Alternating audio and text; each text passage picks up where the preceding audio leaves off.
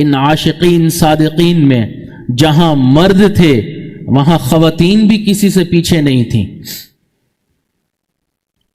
غزوہ احد میں یہ بات پھیل گئی کہ اب آپ صلی اللہ علیہ وسلم اس دنیا میں نہیں رہے، تو مرد بھی متفکر ہوئے، خواتین کو بھی فکر لگ گئی کہ محبوب کہیں اس دنیا سے رخصت تو نہیں ہو گئے، شہید تو نہیں ہو گئے۔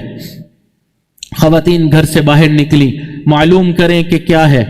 ان میں ایک صحابی اپنے گھر سے نکلی، اپنی سواری لی اور کہنے لگی جب تک میں محبوب صلی اللہ علیہ وسلم کو اپنی آنکھوں سے نہیں دیکھ لوں گی میں کسی کی بات پر یقین نہیں کروں گی۔ احد کی طرف نکل گئی، راستے میں کوئی صحابی نظر آتے فوراً پوچھتی ما بال محمد صلی اللہ علیہ وسلم، میرے محمد کا کیا حال ہے؟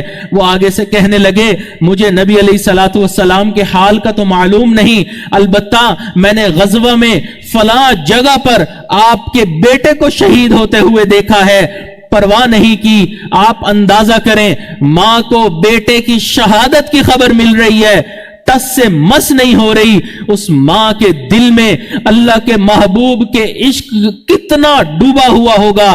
آگے بڑھتی چلی گئیں، سواری آگے لے کے چلی، ایک اور صحابی نظر آئے، پوچھا ما بالو محمد، میرے محمد کا کیا حال ہے؟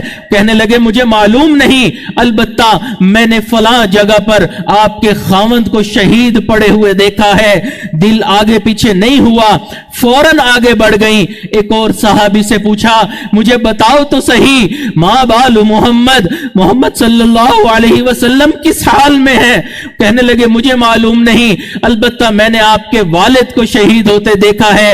کیا اللہ رب العزت نے جگرہ دیا ہوگا، کیا دل ہوگا، بیٹے کی شہادت کی خبر ملی، ٹس سے مس نہیں ہو رہی، خامند کی شہادت کی خبر ملی، ٹس سے مس نہیں ہو رہی، والد کی خبر شہادت کی ملی، بالکل ٹس سے مس نہیں ہوئی۔ آگے بڑھتی رہیں حتیٰ کہ ایک صحابی سے پوچھا بتاؤ تو صحیح اللہ کے محبوب کا کیا حال ہے؟ انہوں نے بتایا کہ اوت پہاڑ میں فلاں جگہ آپ صلی اللہ علیہ وسلم موجود ہیں۔ یہ اپنی سواری لے کر فوراً وہاں پہنچی، سواری سے نیچے اتری، نبی علیہ الصلوۃ والسلام کے چہرے مبارک پر نظر پڑی، آپ کی چادر کا ایک کونا پکڑ فرمانے لگی کل مصیبت بعد محمد صلی اللہ علیہ وسلم سہل، میرے اوپر تمام مصیبتیں آسان ہو گئیں اللہ کے محبوب کا دیدار کرنے کے بعد۔ اللہ نے ایسا عشق عطا فرمایا تھا، ایسی محبت عطا فرمائی تھی۔